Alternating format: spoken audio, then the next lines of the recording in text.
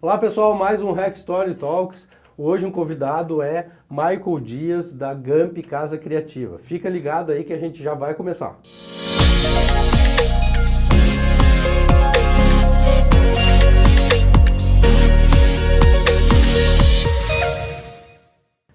Michael, um prazer aí estar no nosso estúdio aqui da Hack Story. Hoje a gente vai falar sobre um monte de coisa, obviamente. Não vamos tentar se prolongar muito, né? Sim. Mas vamos falar sobre publicidade, obviamente, e também vamos falar como é que tá a Gamp, os clientes, trabalhos, enfim, vamos bater um papo legal.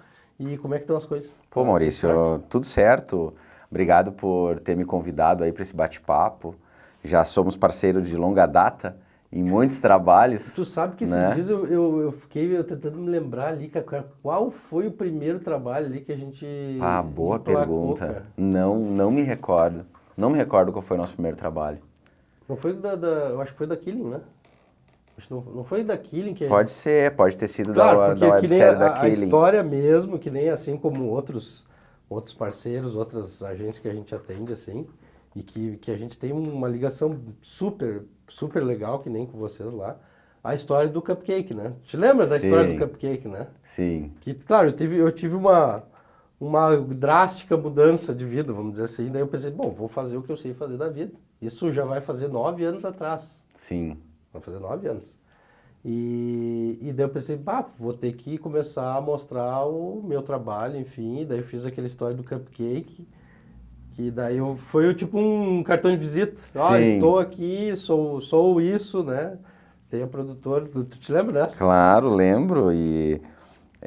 Ali começou, na verdade, ó, eu estou aqui. Eu existo. E foi numa época também, a Gamp completou 16 anos agora esse mês. Então, ali também era uma época onde a gente estava começando a desbravar muitos trabalhos de vídeo, né? O mercado mudou muito eu acho que foi uma época de vídeo, que né? começou a entrar mais também, né? Porque vamos lembrar lá de redes sociais, né? Era muito conteúdo, foto, era menos material, vídeo era YouTube. Era basicamente YouTube, Não, que nem né? te falei, agora vai completar 9 anos da Hack Story. É só pensar em 9 anos. 9 anos atrás, como é que era? É isso aí. Então, foi uma época que a gente também estava bem nessa fase, né? Desbravar o vídeo de outra forma, né? Tradicionalmente, na comunicação, o vídeo sempre teve muito presente em comerciais, né? Comerciais. Sim, que tu ia para TV, grandes produções. Vídeo institucional, alguma coisa assim. Vídeo institucional para apresentar a empresa. E há 9 anos atrás, pouquíssima coisa no YouTube, né? Não eram tantas empresas que produziam material em vídeo e tal. No YouTube tipo, que nem no Insta, cara, eu acho que tava meio engrenando. Não, coisa de vídeo, eu vou te assim, dizer, né? que eu acho que se a gente falar de 9 anos atrás, eu não sei se tinha vídeos ainda no Instagram. Agora de memória não vem. Stories, não, Reels Stories com certeza não tinha, né? Então, de gravar na vertical ainda. Não sei quem que inventou esse troço de gravar. Mas de novo, são as mudanças do nosso mercado, né? E a gente louco, né? tem que ir se adaptando a essas mudanças. É muito mais como o consumidor está querendo o conteúdo do que necessariamente como as empresas estão querendo se promover, né? A gente se adaptar ao formato. Não, e tem que seguir como é que eu vou dizer, a correnteza, né? Vai aparecendo, tem que ir atrás, né? E tem uma forma mais fácil de tu entregar um conteúdo do que vídeo? Não tem, né? O vídeo, obviamente, um vídeo bem roteirizado, um vídeo bem estruturado, ele vai fazer a diferença na hora de tu entregar um conteúdo. Pode ser, sei lá, o vídeo institucional, que nem a gente falou, mas pode ser o conteúdo do dia a dia, né? Aquele conteúdo que está impactando o consumidor o tempo todo, né? Que está tendo que fazer os produtos ou serviços da marca aparecerem, né? O vídeo ele engaja muito mais. Olha, né? quanta coisa tem da questão de produto, né? Que nem daí a gente vai puxando aquelas pesquisas, né? Que dizem, olha, acho que é mais que a metade, 50%, 60% de quem comprou porque assistiu um vídeo. Sim, é a melhor forma de tu apresentar um produto, né? Se tu for falar de um produto físico, o vídeo obviamente é o melhor caminho. Mas daí tu vai falar de serviço, também é a melhor forma de tu explicar, né? Só que eu acho que o grande segredo está em como tu vai fazer esse vídeo. Porque hoje a gente Tem muitas possibilidades, né? E assim, a gente é impactado com muito conteúdo hoje, muito conteúdo, né? Se a gente for falar de mídia, né? Ou seja, marcas fazendo algum tipo de mídia, tem estudos que mostram que a gente é impactado entre 1.200 e 1.500 vezes no dia com mídia. Meu Deus do céu. É muita coisa e a gente não tem, essa percepção. Só que exatamente, se a gente nem olha toda essa mídia que nos cerca o dia inteiro, o que vai fazer a gente engajar com uma marca para comprar o produto dela? Eu tenho que ser muito inteligente. Primeiro momento, meu conteúdo tem que ser bom, ele tem que ser um conteúdo que consiga atrair a atenção do consumidor. Segundo, ele tem que ser um conteúdo rápido, né? Ou pelo menos que o início deles tenha um gatilho muito rápido, porque senão eu vou rolar, senão eu vou passar para o lado. Então ele tem que captar minha atenção de uma forma muito rápida e consequentemente ele tem que me instigar a ir além, né? Ele não pode apenas me entregar um conteúdo e dizer, legal, né? E vou pro próximo. É mais um. Então ele tem que conseguir criar o meu interesse, fazer eu permanecer ali e depois me provocar alguma ação. Mesmo um vídeo institucional, tem como tu fazer algo hoje fantástico para um negócio que, vamos lá, tu também já tem bastante tempo de mercado, tu vai lembrar, vídeo institucional era aquelas coisas assim, quadradas, porque a nossa empresa de X metros quadrados, a empresa nasceu em 1900, cara, quem é que quer olhar isso hoje? Né? Então, assim, tu tem que fazer um conteúdo mesmo institucional, tu tá apresentando a empresa, tu tá, né, ou apresentando um lançamento de produto, deixou de ser falar apenas de produto ou falar apenas de serviço. Tá muito mais atrelado a tu falar o papel, contar uma história, mas principalmente o papel da empresa com o consumidor. Qual é o propósito dessa empresa junto ao consumidor? Ela tem que transparecer isso, é isso que vai criar sinergia. É isso que vai fazer o consumidor se aproximar dela. Não, e uma coisa certa, assim, de tudo isso, que nem falou, a gente está toda hora sendo impactado, com certeza tem que ter um grau de, vamos dizer, de qualidade, tanto de visual, vamos dizer, de vídeo, e qualidade, é um conjunto, né? Qualidade de visual, de áudio e de conteúdo. E se tu for ver, para a gente conseguir tudo isso, não é fácil também, né? Não, também eu acho que em algumas vezes algumas marcas ou algumas estratégias acabam sendo precipitadas quando elas começam a comparar o tipo de conteúdo que uma marca tem que entregar com o tipo de conteúdo que as pessoas geram. As pessoas geram com o seu celular. As pessoas geram do seu dia a dia. Da hora, do momento. E aquilo ali, ele gera um engajamento que está muito mais ligado à conexão humana.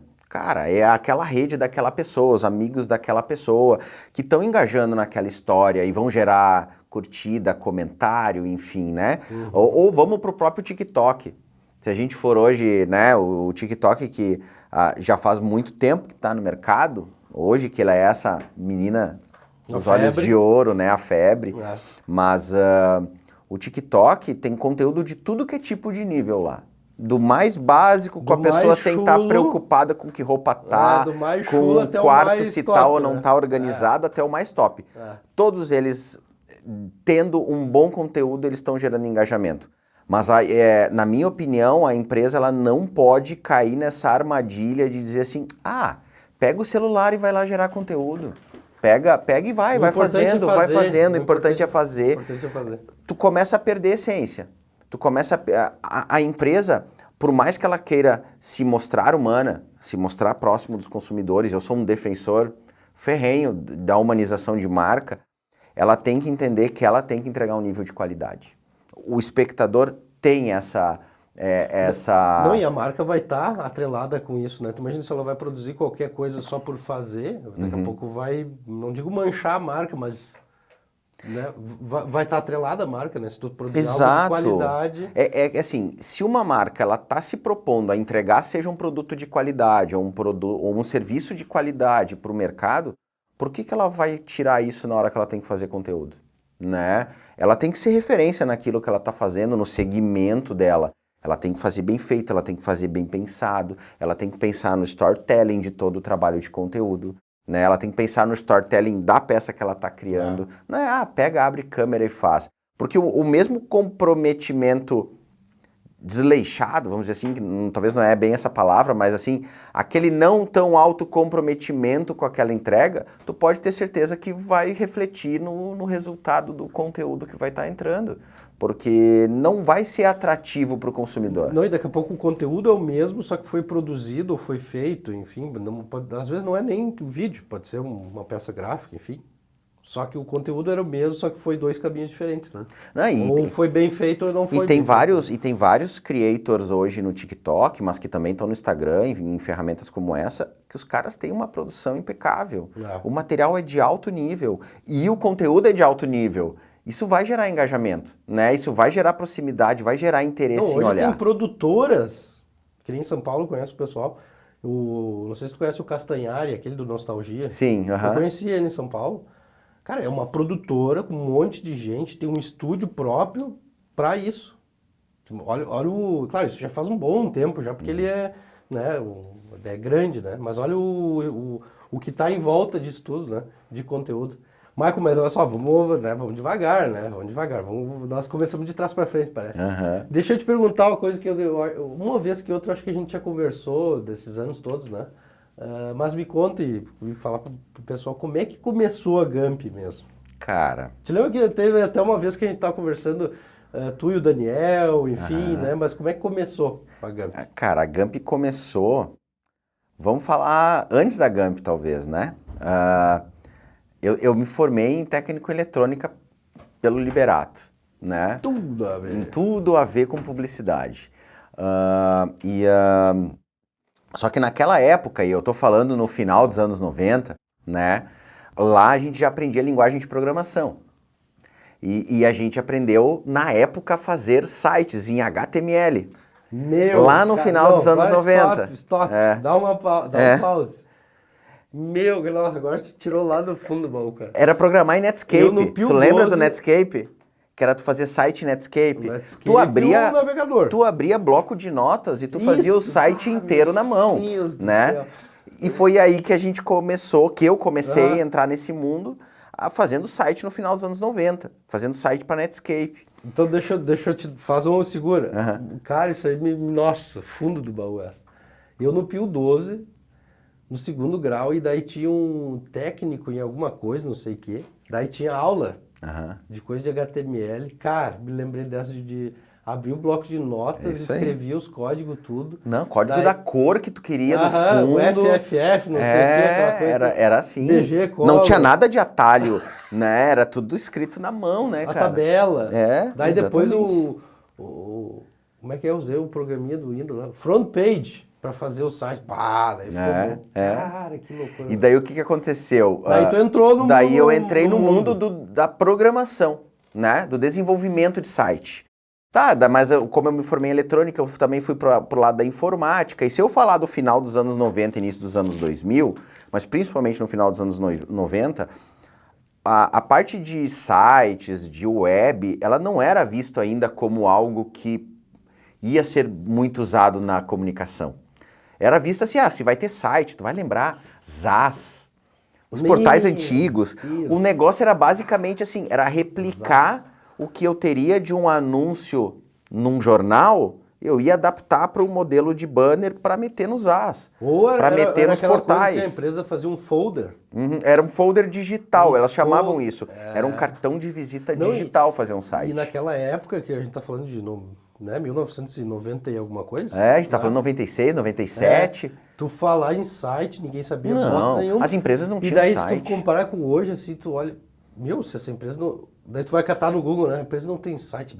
Eu acho que não existe esse troço aí. E daí assim foi. Assim eu fui indo... Eu trabalhava tanto na área de informática, como desenvolvendo sites.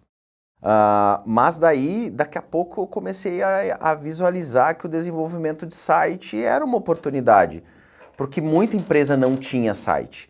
Então ali a gente ia tentando vender para fazer um site. E eu já tinha tido um negócio de informática no início dos anos 2000, depois eu tive meu segundo negócio de informática com outro sócio, e ali eu comecei um desenvolvimento de site, depois que a gente terminou a sociedade, que eu estava trabalhando sozinho, eu comecei a desenvolver site, eu tinha um parceiro que era o Fábio, que a gente fazia freela, eu chamava ele para fazer freela. Né? Cara, fechei um site, a parte de programação mais densa, assim, não era comigo, então eu chamava ele, a gente misturava os trabalhos e tava saindo. Metia a mão na massa. Metia a mão na massa. Só que daí surgiu uma oportunidade na Fevale, dentro da incubadora da Universidade Fevale, para incubar empresas, incubar novas empresas do mercado.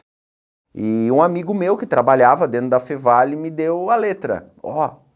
Tá abrindo inscrição para entrar na incubadora, cara. Quem sabe vocês não escrevem o que vocês estão fazendo, o negócio de vocês, montam um plano e entra aqui dentro. Foi aí então que eu e o Fábio a gente conversou, montou um plano de negócios, foi aprovado pela Fevale, e daí a gente entrou num dia 1º de julho de 2006, a gente entrou dentro da incubadora da Fevale. E aí nasceu a Gamp. Foi aí que nós criamos o nome, e aí nesse dia que nasceu a Gamp. E logo no mês seguinte a gente já estava com muito trabalho e a gente, como é que nós vamos atender, né? Estamos conseguindo atrair cliente, como é que a gente vai atender? E foi ali que a gente convidou o Daniel, que é quem segue comigo até hoje na Gamp. O Daniel entrou na sociedade e nós começamos a fazer o negócio crescer, né? E assim, a equipe foi crescendo. Mas começou a entrar mais na propaganda. Ainda não, nós ainda estávamos totalmente direcionados para a web. E a gente ficou alguns anos na web. Mas daí assim, a gente surfou, porque a gente está falando que a gente tem 16 anos, né? A gente surfou uma era de transformação da comunicação. Até os anos 2000, o início dos anos 2000, o que era a comunicação? Era tu botar, se tu tinha grana para botar na TV, né? Fazer anúncio do fazer jornal, anúncio em jornal, fazer anúncio em revista, botar outdoor, né? Fazer flyer, folder, panfletagem. E dele folder, né? Era isso. Não tinha muito mais estratégia para trabalhar. Só que com né, a internet, o avanço da parte web, e tu vai lembrar da entrada do Orkut, né? Então assim, quando o Orkut iniciou, a gente também entendeu aquela oportunidade de como é que a gente pode fazer as empresas entrarem no Orkut. Até porque, se tu lembrar, tinha as comunidades do Orkut, né? Então lá, comunidade Eu Amo Churrasco, comunidade Sonho de Morar na Praia. Com os grupos do Facebook, né? Mais ou menos parecido. Então ali a gente começou a gerar conteúdo em Orkut para as empresas. Por quê? Porque as agências, elas não estavam nem um pouco preparadas para fazer algo como isso. Porque elas não entendiam, geralmente as agências da época, e aqui na nossa região eram muito poucas, né? Era uma época que tinha muito poucas agências. Tinham agências mais tradicionais, grandes, tradicionais e poucas. A gente começou a montar as estratégias e, na verdade, nós começamos a ser parceiros de várias dessas agências. Porque elas não tinham esse know-how, elas nos chamavam para não só desenvolver sites, né? Era sites de campanha de coleção de calçado, era site de empreendimento imobiliário, era site institucional, mas a gente também começou a entrar na era da geração de conteúdo. Então a gente já estava gerando conteúdo para blog dentro dos sites, a gente já estava gerando conteúdo para Orkut, daqui a pouco teve o Twitter, todas as marcas começaram a entrar no Twitter, começaram a gerar conteúdo para Twitter, e assim a gente foi expandindo. Daí já estava entrando no Facebook também. Daí já começou a entrar o Facebook, daí começou todo o movimento, né? E ali foi uma fase onde, vamos dizer assim, para a existência da Gamp, pro mês após mês da Gamp, eu não podia apenas te vender um site. Porque eu ia te vender um site, tu ia me pagar ali nas parcelas, eu ia entregar o site, vai embora, eu ia ter que correr atrás de outro cliente. Tá, mas daí nós já estávamos começando a fazer conteúdo, que já eram, assim, trabalhos mais consistentes. Só que a gente começou a levar muita estratégia pro meio digital. Na época tinha, por exemplo, muito site de concurso cultural, muitas outras coisas além de conteúdo que a gente levava como já ideias mais alinhadas com comunicação, né? Para os negócios. E com o passar do tempo a gente começou a se perguntar assim, a agência crescendo, obviamente a gente já, né, direcionando estudos e conhecimentos todos para a área de publicidade mesmo. E daí chegou um momento que os próprios clientes começaram a cobrar da gente. Cara, vocês vêm entregar tanta estratégia boa, tanta coisa que dá resultado, vocês não querem assumir o meu off também, né? E a gente começou a se perguntar, cara, virar agência mesmo. Virar agência mesmo. E daí foi ali por 2009, 2010 que a gente tomou a decisão. Não, vamos montar uma agência full. Vamos transformar a Gump numa agência full, né? O que é uma agência full? Que para a época também foi novidade. Enquanto as agências e algumas agências grandes já tinham a sua agência tradicional de 15, 20, 30 anos de mercado, elas iam lá e montavam um núcleo digital, né? Separado da agência. Até porque era novidade, né? Porque era novidade. Então, a agência não respirava aquela realidade, por isso ela tinha que montar um núcleo. E a coisa ficava descolada, as coisas não conversavam, as cabeças não se encontravam nas ideias. Parece que era uma outra agência, né? Era uma outra agência e muitas vezes dentro do planejamento estratégico de comunicação as coisas não aconteciam. E a gente veio com um pensamento ao contrário. Cara, a gente já está imerso num plano digital, uma estratégia digital, vamos integrar o off junto. E a gente fez um movimento contrário. Então a gente agregou mais pessoas ao nosso time e o time criativo era um que fazia on e off, o time de atendimento era on e off, né? O time de mídia começou a ser on e off, produção começou a ser on e off.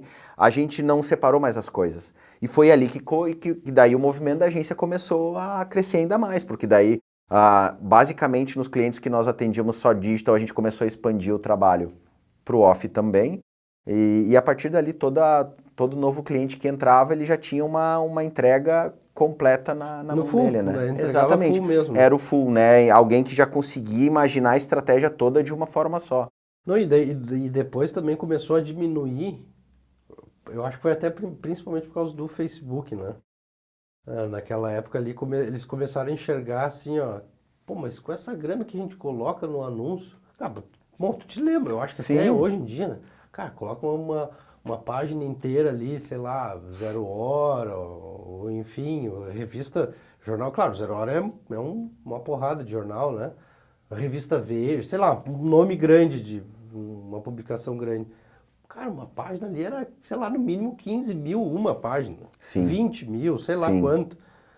Daí começou aqueles papos assim, pô, mas se a gente pega isso aí, vai ter muito mais impacto em redes sociais, online, no Google, enfim, do que E foi um movimento... Começou a ter esse papo. A gente olhando hoje, a gente olha para lá e talvez diz, é tão óbvio. Não óbvio de largar as mídias tradicionais, mas é tão óbvio nós pegar um pouquinho dessa fatia e investir no digital, como vai trazer resultado.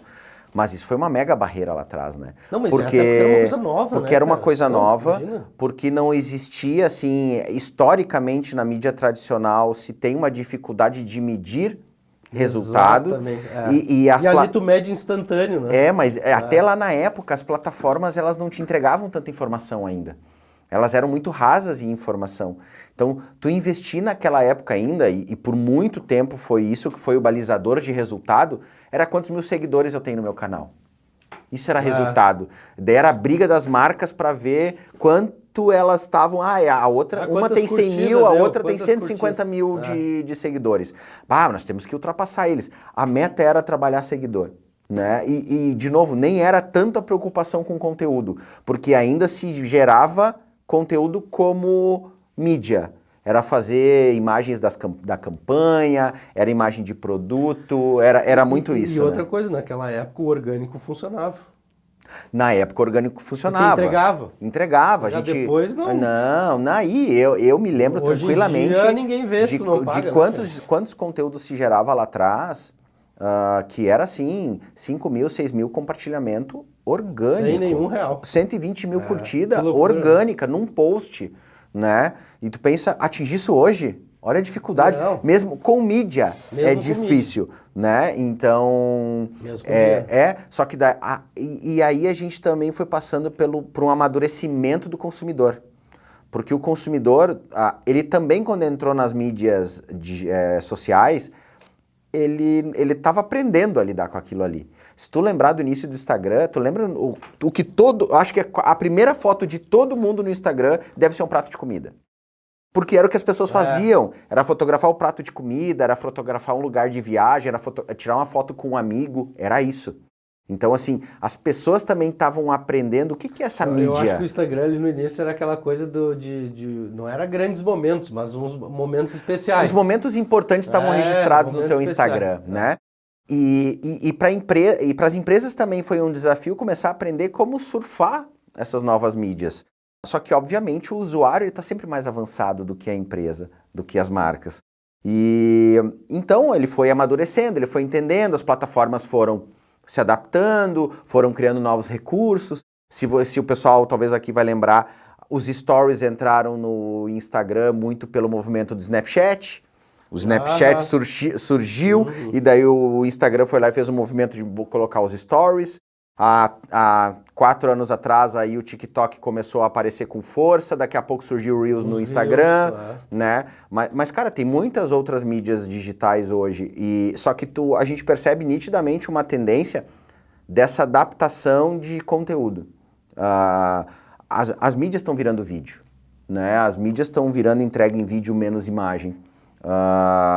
Embora tenha algumas outras, que nem existe uma mídia hoje chamada Be Real, que ela tem uma regra, ela te diz a hora que tu vai postar.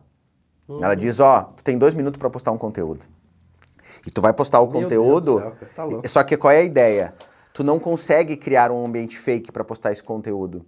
Porque quando tu for tirar foto do teu celular, hoje todos os celulares têm câmera frontal e câmera traseira. Quando tu for tirar foto, ele vai registrar a tua foto da frente e a tua foto de trás. Be real, né? Be real pra ser real mesmo. Pra ser real. Não, então assim, não adianta eu maquiar toda uma coisa bonita atrás de mim. Foca no conteúdo. E é a realidade, né? Realidade, então, né? E ele traz essa ideia de te avisar a hora de postar para que não exista uma... eu tenho que ficar postando, ou eu tenho que ficar olhando. Ou programar a postagem. Porque para mim olhar o feed do Be Real, eu preciso postar.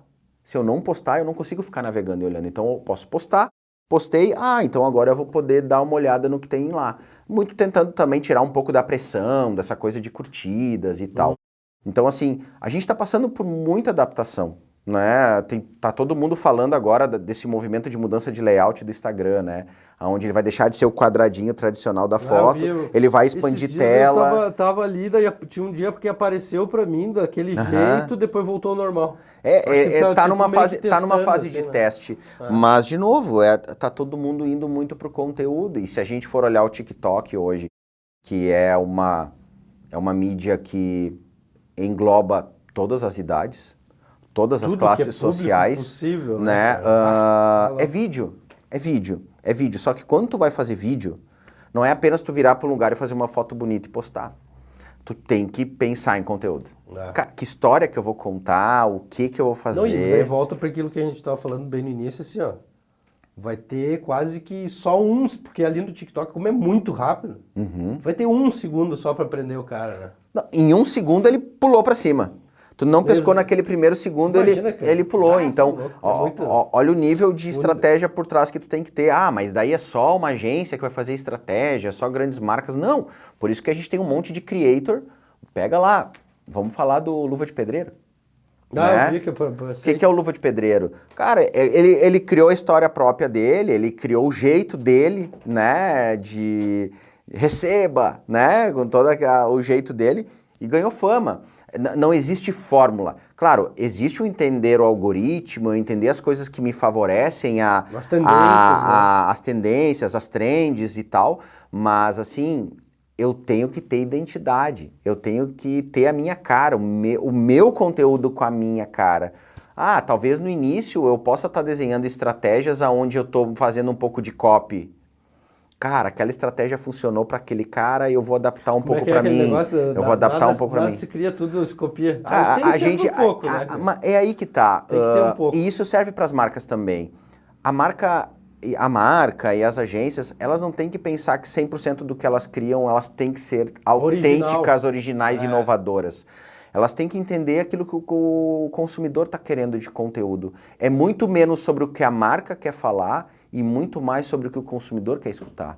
Então, se ele está numa tendência de consumir tal assunto, de navegar por tal tema, eu vou gerar um conteúdo que está mais fácil dele ser absorvido.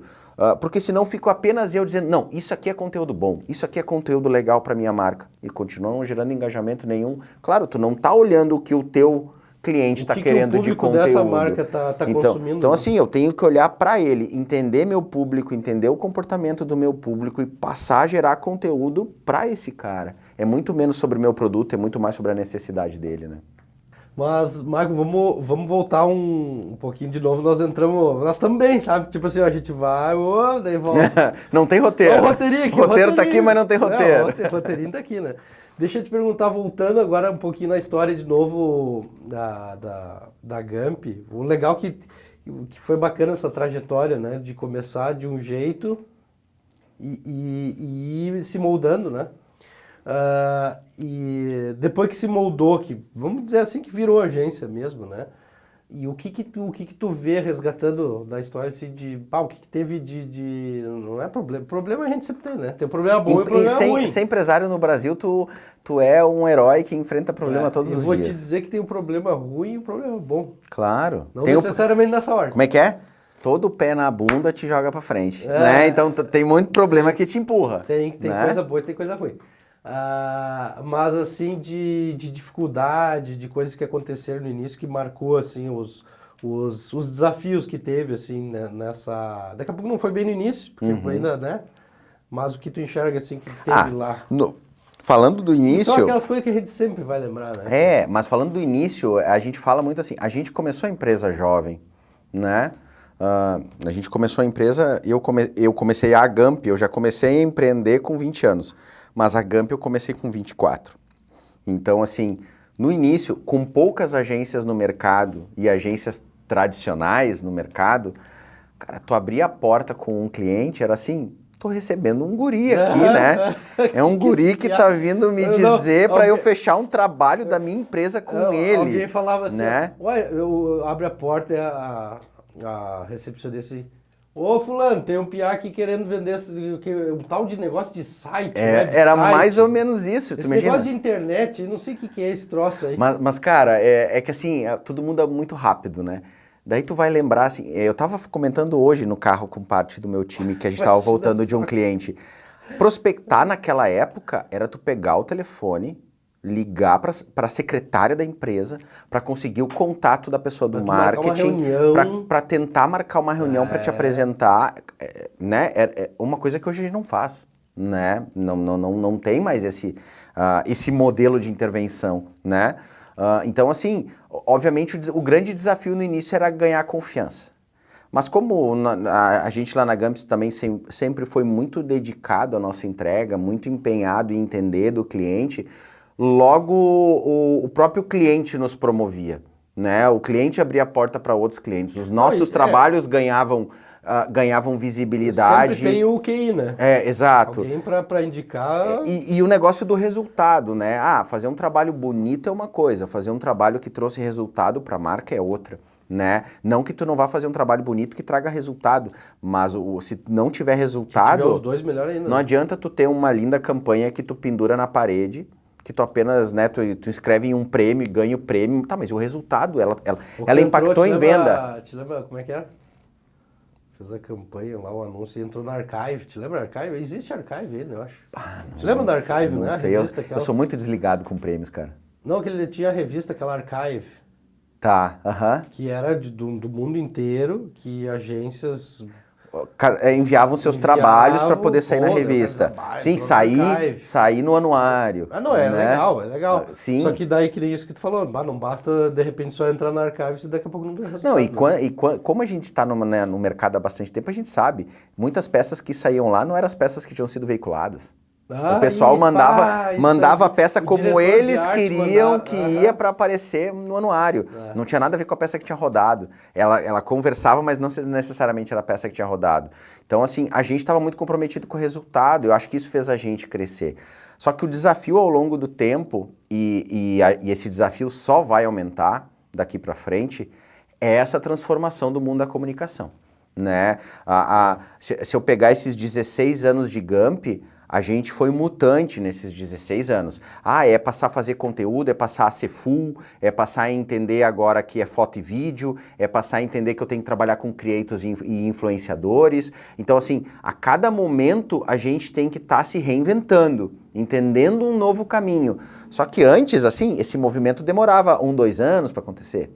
Né? Agora, em meio ano, em 3 meses, tu tem que estar mexendo em estratégias de comunicação porque está tendo muita mudança no mercado, muita mudança no comportamento, no consumo do cliente. Imagina, dependendo do planejamento, dependendo da campanha, começou a planejar, montar, levou alguns meses, demorou muito, já vai ter que mudar de novo. Nem foi pro ar. E o plano de comunicação de antigamente era assim, monta o plano do ano, senta e executa. Né? Hoje não, hoje tu monta, no teu primeiro mês tu já, não, mexe aqui, faz isso, faz aquilo, porque tu tá te adaptando às mudanças, né? Isso não performou, tu tem velocidade hoje em fazer ajustes, tu tem velocidade em mudar a estratégia, só que essa velocidade, ela te pede que tu tenha uma equipe ágil, que tu tenha uma equipe conectada, acompanhando as coisas que estão mudando, e outra, né, quando uma marca contrata uma agência, ela entende que ela não está contratando apenas o processo de criar uma peça, ela está contratando essa visão muito mais ampla de mercado como um todo do que quem está o dia a dia dentro da empresa vivendo apenas aquele ambiente da empresa. Tem que ter a visão de fora, né? Então, assim, essa visão de fora, ela tem que vir para contribuir com o negócio, com ideias diferentes, com propostas diferentes, que façam a empresa sair da zona de conforto. Eu acho que esse é o maior desafio que a gente tem daqui para frente todos os dias. É a gente estar entendendo, assim, o que eu preciso estar pensando ali na frente para estar montando de estratégia diferente. Eu tenho que estar acompanhando tendências de mercado, novas mídias, novos comportamentos, para eu poder me antecipar. Porque quanto antes eu entro na onda, antes eu surfo ela mais tempo sozinha. Porque logo, logo, mais gente começa a entrar na onda, a onda começa a ficar cheia de gente surfando e fica mais difícil de eu ser relevante. Então, eu acho que esses foram os desafios dessas constantes adaptações de mercado. Mas eu acho que esse é um desafio que hoje a gente não foge mais. Não tem mais, assim, aquele modelo, esse é o nosso modelo de operação da agência. Deixa quieto, tá deixa dando só certo, fluir, deixa só fluir. Cara, a gente tem que estar se perguntando pro mês seguinte, tem que continuar assim? Não tem que mexer? O que a gente precisa fazer de diferente? A gente tem que ser um eterno inquieto. Não tem mais como fugir disso. Não, e outra coisa que eu vejo, assim, que você estava falando, a visão de fora, que nem o cliente está lá dentro, a empresa, né, tá vendo, mas quanto que a gente tem que faturar? Ele não está enxergando a visão de fora, que inclusive a agência ajuda a dizer assim, olha, eu acho que isso aí tá errado, né? Tem que ter essa visão de fora, dizer que tá certo, que tá errado. Dentro desse planejamento vai dizer isso, né? Até porque a gente está tendo contato com inúmeras marcas, com inúmeros tipos de consumidores diferentes. Não vou necessariamente dizer o consumidor diferente, mas num momento de vida diferente. Antigamente a gente falava que o perfil do consumidor era dado demográfico, né? O meu cliente é de faixa etária tal, faixa de renda tal, masculino, não sei o quê. Tu tinha assim, tu tinha um desenho de como era o teu cliente. Na verdade hoje não. Na verdade hoje o nosso cliente, ele é um momento da vida da pessoa. Porque num momento tu pode estar envolvido com coisas de churrasco, num outro momento tu pode estar envolvido com um negócio de finanças, num outro momento tu pode estar envolvido na tua paixão pelo futebol, só que nesses 3 núcleos que eu falei agora, eu tenho todos os perfis, todas as idades, inúmeros comportamentos que têm paixão por churrasco. E pode ser a mesma pessoa ainda. Então assim, eu tenho que estar entendendo como eu vou me adaptar a esse comportamento e não mais apenas um perfil de pessoa, para mim poder estar sendo relevante. E como a gente está com esse contato com inúmeras marcas, inúmeros tipos de comportamento, a gente acaba trazendo uma bagagem para os negócios plural. Porque eu também falo muito para o cliente isso. Eu nunca vou ser especialista do teu produto como tu. Esse é o teu papel. Especialista do produto é tu. Eu tenho que vir com o meu papel de comunicação, de visão macro, me aprofundar sim no teu produto, porque eu tenho que entender dele, mas eu tenho que ter uma contribuição externa muito grande para o teu negócio. Daí o casamento dá certo. Não, que nem até para nós, quando a gente vai produzir seja um comercial, um filme, ou um vídeo institucional, enfim, ou até de conteúdo, a gente tem que entrar também um pouco dentro do negócio do cliente, que tem toda a questão de roteiro, pré-produção e tudo, né? Mas ele, é que nem isso, né? Ele é o especialista e ele que vai dizer, daqui a pouco assim, não, olha, para funcionar isso tem que ser desse jeito, né? Só que nós estamos levando o nosso lado para mostrar para ele que se ele quiser fazer desse jeito, nós temos que daqui a pouco até mudar a produção, né?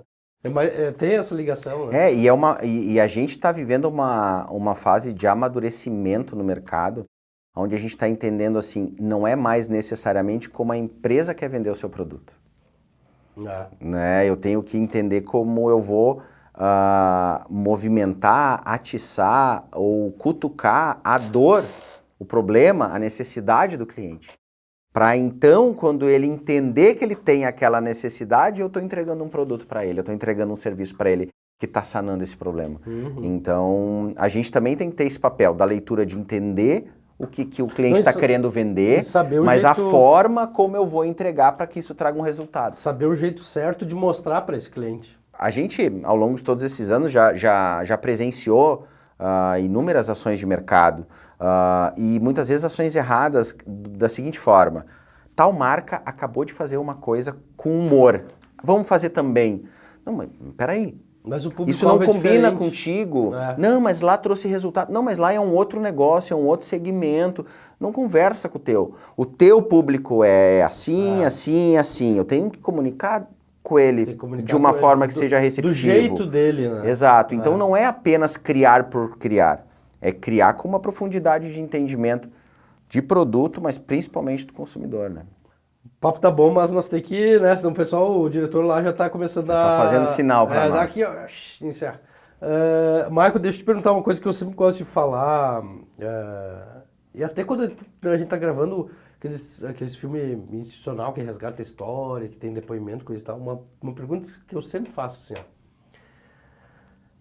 O que tu mais gosta no teu trabalho, que tu sente tesão, assim, que tu pensa, que faz aquele ânimo de tu acordar todo dia, levantar da cama, não seja que, sei lá que hora que é, mas que dá aquele gás, assim, pra ir. O que mais Boa pergunta. Gosta, assim? Boa pergunta.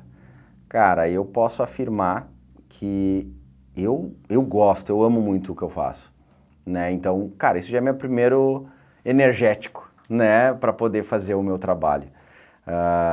Agora, eu acho que o mais fascinante do meu trabalho na agência, e hoje comandando uma equipe maravilhosa que a gente tem lá, é a todo momento a gente está em contato com coisas muito diferentes.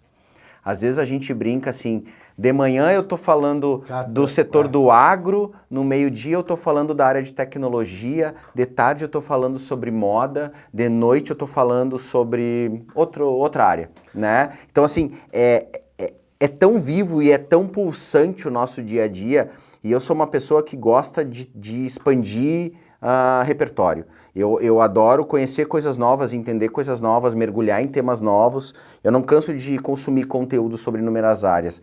Então, assim, quando eu entro num cliente que eu nunca trabalhei, no setor que eu nunca trabalhei, para mim é mega fascinante. É mais legal, né? Porque eu começo a vasculhar coisas que eu não conheço, a entender um mercado que eu não conhecia, e eu começo a conectar um monte de coisas. Tanto que essa minha paixão por entender coisas novas e no final das coisas acabar buscando entender o cliente acabou me levando a me aprofundar e me especializar em neurociências e comportamento humano. Então foi um outro viés, né? Imagina, publicidade, né? Tá, tenho minha formação em pós em marketing, comunicação digital, mas logo depois eu fui para neurociências e comportamento humano porque eu preciso entender o que passa na cabeça das pessoas. Como é que eu vou ativar elas, como é que funcionam gatilhos, né? Como é que funciona a química, a neurociência do negócio na nossa cabeça. Então, assim, eu gosto muito de buscar informação nova. E isso é o legal do dia a dia. Toda hora na comunicação, não vou dizer só na comunicação, acho que em todos os setores também é parecido, a gente sempre tem novos desafios, né? É um novo produto para lançar, é um novo concorrente que está ganhando o teu mercado, e a nossa estratégia, o que a gente pensa, o que a gente monta, a gente consegue ver trazendo resultado para o negócio. É muito fascinante quando tu entrega uma campanha, tu entrega uma ação, e o cliente vem dizer assim, cara, aumentou minhas vendas. Cara, aumentou a minha visitação no meu lugar. Nossa casa tá cheia. Isso é legal, né? A gente lançou uma marca que em 2 anos está em 15 capitais do país vendendo. Nós acabamos de lançar a marca. óbvio, não é só o nosso trabalho que traz esse resultado, porque se a empresa tem um produto ruim, se a área comercial da empresa não funciona, ou pós-venda não funciona, tudo vai refletir. É um trabalho coletivo. Mas o legal é saber que o teu trabalho está contribuindo para aquilo. E não é necessariamente contribuir para as empresas ganharem dinheiro. A gente sabe que empresa que cresce faz um monte de gente crescer junto, né? Aumenta equipe, gera renda, enfim, é legal a gente ver que a paixão, o que a gente gosta de fazer, gera um efeito positivo para muita gente. E muda muita coisa, né? Inclusive isso que tu falou, assim, que tu respondeu bem no início, é uma das coisas que eu também levo, se alguém me perguntasse isso, assim, de o que mais gosta, o que dá tesão, assim, vamos dizer, esse negócio, assim, de, cara, praticamente todo dia é um dia diferente, que nem para nós, cara, daqui a pouco tem um dia, assim, que a equipe tá lá gravando numa empresa de tecnologia, né? Daí daqui a pouco, 2 dias depois, estão dentro de um curtume, vamos dizer. 2 dias depois estão numa outra empresa de calçado, sabe? É um negócio muito louco e isso aí que é muito legal, sabe? Tu ter, praticamente, não é nem um projeto ou um mês assim, não, é praticamente todo dia. Ou é que nem assim turno. Não tem zona de conforto, conforto, né, Maurício? Começou de um jeito e no fim do dia terminou de outro jeito. Não tem zona de conforto. Toda hora tu tá sendo provocado a sair da tua zona de conforto. Então, assim, quem gosta de calmaria, tranquilidade, zona de conforto, não se acerta na comunicação. O que tu precisa é ser inquieto, é estar buscando coisa nova, é estar entendendo coisa nova, fazendo coisas diferentes. Isso tem que alimentar a pessoa para ela continuar, né? E eu me vejo todo dia alimentado por esse desejo de, cara, o que eu vou fazer diferente hoje? Esse é o negócio. Sempre tem coisa diferente, cara. É muito louco. É muito legal, né?